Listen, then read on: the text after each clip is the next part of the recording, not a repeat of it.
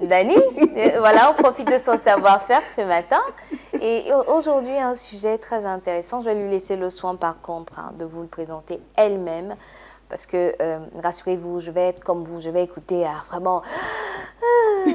Oui, je vais vraiment écouter. C'est ça. Bonjour Annie. Bonjour Christy. Ça va ce matin? Ça va. D'accord. Lendemain de la Pâques. Oh oui. Tout va bien. Très belle fête à Oui. toi et à tous les autres. J'ai même pas eu l'occasion de souhaiter à tout le monde une belle Lundi fête. de Pâques. Voilà. Alors, ce matin, le sujet. Alors, ce matin, nous allons parler du pouvoir de la discrétion qui est un atout majeur pour la réussite. Ah, maman, vous savez, souvent, on veut juste se vanter de « Oh, j'ai réussi à faire ci. Si. Oh, je parle avec tel. Oh, je suis arrivée à tel endroit. » Pourtant, on devrait peut-être être plus discret. Hein. Peut-être selon ce qu'elle nous dira, Annie, pour mieux s'en sortir. Et surtout que quand tu faisais ce petit commentaire sur la chanson de Sissoul et de Lady Ponce parlant d'amour, oui. C'est-à-dire même dans l'amour, il faut être discret. Exactement. Voilà. Vraiment. On va essayer de s'apesantir un temps soit peu là-dessus ce matin pour voir dans quelle mesure, même en ce qui concerne l'amour, il faut être discret. Alors, qui dit amour dit relation. Voilà, mais tu sais, comme toujours, on rentre avec définition et autres. Donc, absolument, absolument. Je te laisse nous conduire. Définition. Bonjour, chers amis téléspectateurs. Je suis très heureuse de vous retrouver en ce lundi de Pâques, première sortie de votre chronique sur le développement personnel.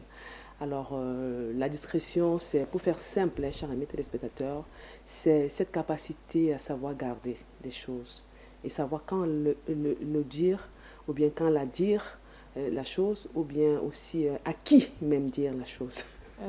C'est ça en fait, pour faire simple, la discrétion.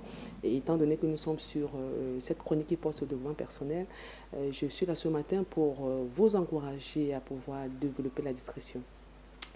Vous avez certainement beaucoup perdu de choses parce que vous avez eu une idée de génie et sans prendre le temps d'y réfléchir pour la transformer en projet, vous êtes directement allé en parler au passant, même à un confident, à un ami que vous considérez comme un meilleur ami, n'ayant pas pris peut-être le temps de pouvoir étudier effectivement la personne.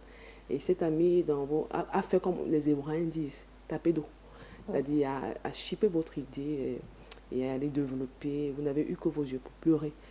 Vous avez eu du béguin pour quelqu'un et quelqu'un est venu dans votre vie en ce qui concerne la jeune fille qui soupire après peut-être mariage et puis elle a rencontré de beaux gosses, vraiment une perle. Et sans prendre le temps de mûrir la relation, bien de comprendre même où est-ce que la relation est en train d'aller. Rapidement, elle allait en parler. Sans savoir que tout le monde ne veut vraiment pas son progrès, quoi. Tout le monde ne veut pas, elle n'a pas pris le temps de mûrir la chose, de se rassurer que vraiment tout est scellé, que tous les angles ont été arrondis avant de rendre la chose publique. Alors, chers amis téléspectateurs, trop parler vous détruit en quelque sorte. C'est-à-dire quand vous manquez de retenue, de prendre de la hauteur avant de... Parce que l'information, c'est le pouvoir. Tant que vous gardez l'information, personne ne saura ce que vous êtes en train de faire.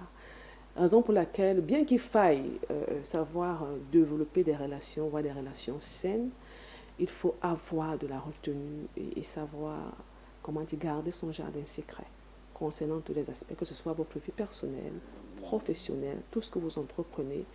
Il faut avoir de la hauteur et savoir rester discret. J'ai dit tantôt que la discrétion, c'est la capacité à pouvoir garder, à pouvoir parler quand il le faut, avec qui, c'est-à-dire que le moment opportun, le moment propice, quoi.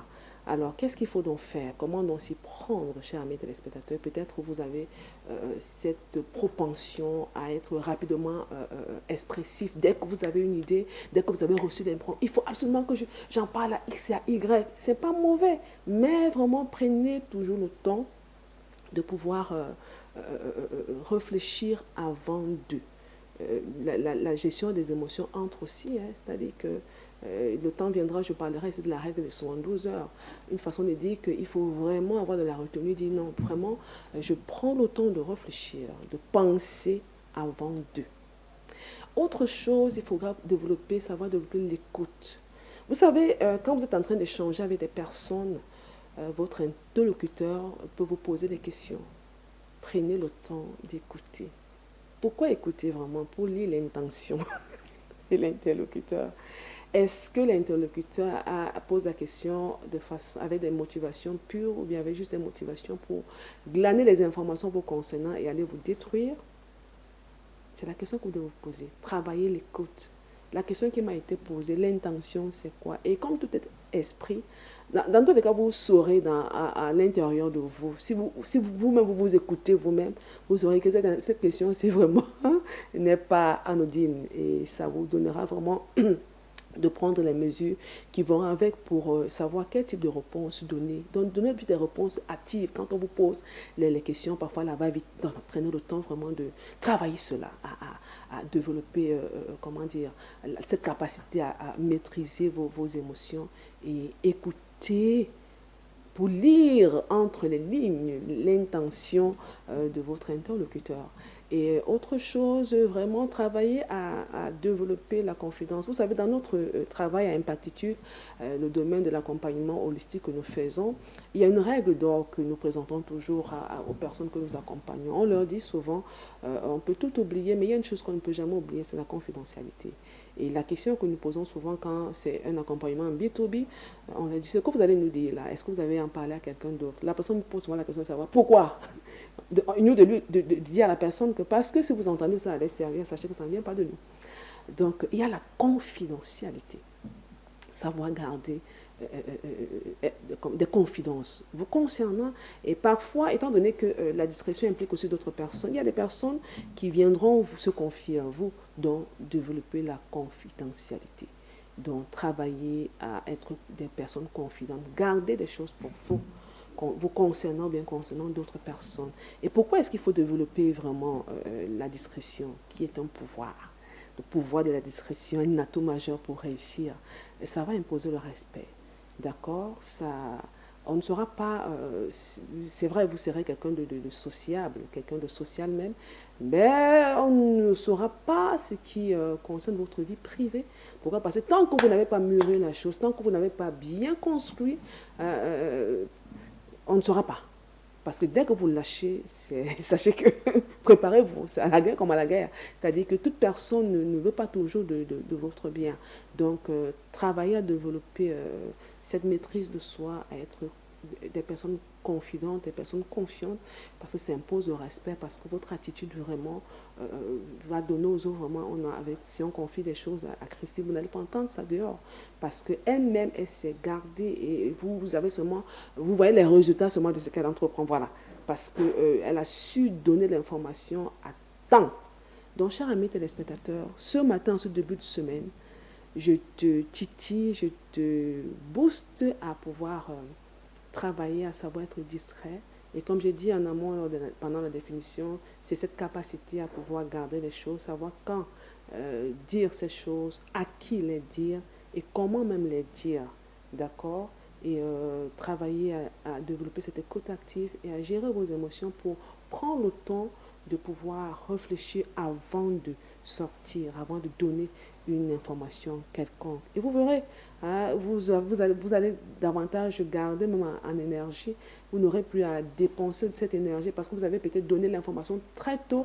Vous serez maintenant en train de batailler pour voir comment rattraper les choses. Vraiment, travailler à cela, chers amis téléspectateurs. Donc, c'est ce à quoi nous avons pensé pour vous, pour nous, ce matin. Le pouvoir de la discrétion, qui est un atout majeur pour la réussite. Oui.